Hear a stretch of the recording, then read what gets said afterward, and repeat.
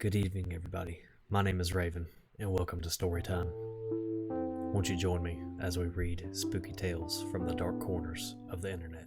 I was in prison for 15 years. There was a Skinwalker in there with us. A little background first. I was serving a 15-year sentence in a penitentiary in southern Arizona. What I was in there for isn't important. During my stay there were countless things that happened that no one could explain, and even more that no one wanted to know more about. It all started with a prison legend. Supposedly years ago, something awful and unexplainable happened in the prison. Every morning we'd be woken up and expected to stand near the front of our cells while guards visually confirmed we were present and accounted for. Apparently, about a year before I got sent there, the most brutal and unexplainable thing happened during one of these routines. A man who had a cell to himself looked very off during his check. When a guard pulled over another guard to help him check it out, they found it wasn't actually the prisoner they were expecting at all. It was a totally different man.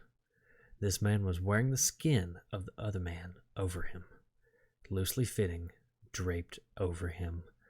Apparently looked like a real monster. The scariest thing was, though, the guy wearing the skin was not an inmate. They had no idea how he even got into the prison cell, let alone the prison.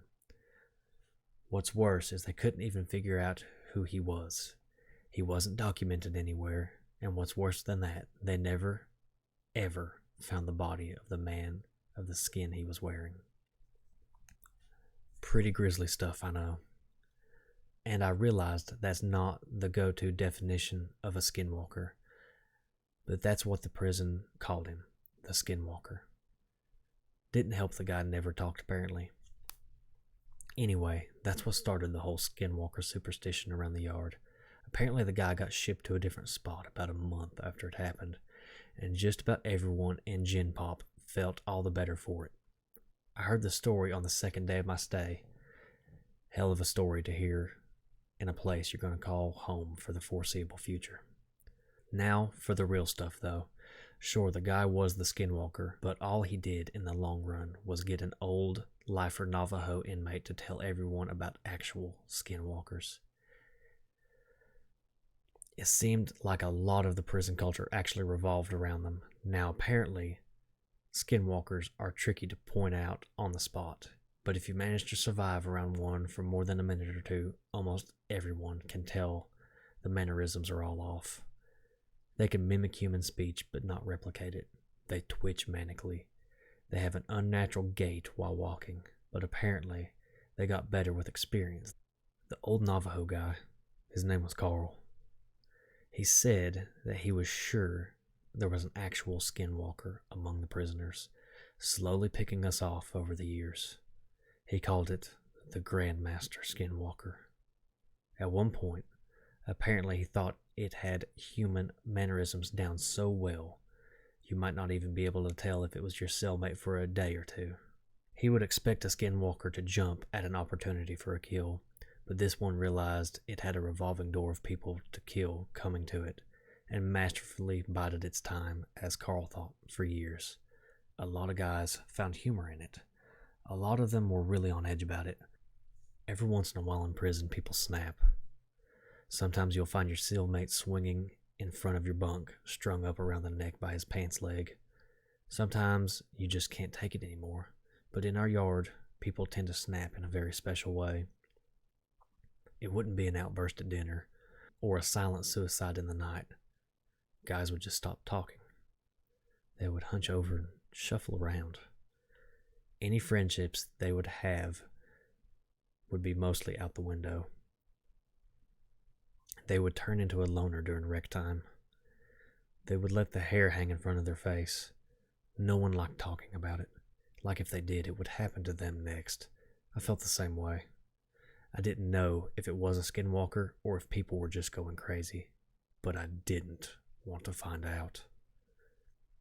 It wasn't clockwork or anything, but every time someone snapped in this way, it wasn't more than a couple of weeks before they were shipped off or transferred to God knows where without anyone else knowing beforehand.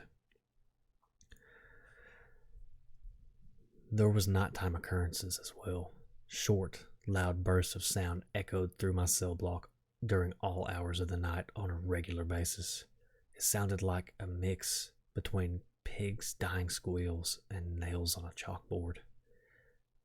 Just another thing no one liked to talk about.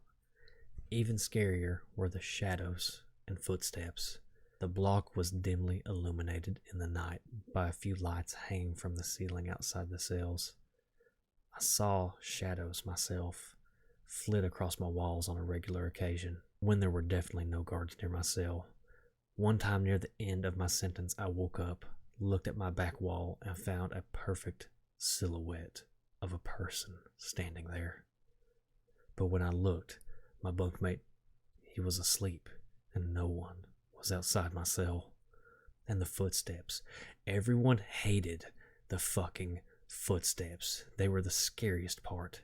In the night, sometimes more rarely than the shadows, you would hear ungodly fast footsteps.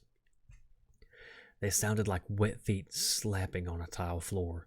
Whatever caused them would fly from one end of the block to the other in a dead sprint. Whatever it was inhumanly fast. If you happened to be awake before it started, by the time you heard the footsteps on one side of your cell and whipped your head around to see the thing run by, it sounded like it was 3 cells past you. Everyone hated the footsteps. I agree. I thought they were the worst. I was released from that place about a month ago. I have more stories than I can count. I swear it was nearly my turn. About a week before I was discharged, my cellmate and a good friend of mine snapped. I didn't sleep totally for that entire week. Well, I did sleep, of course, but never more than a few minutes.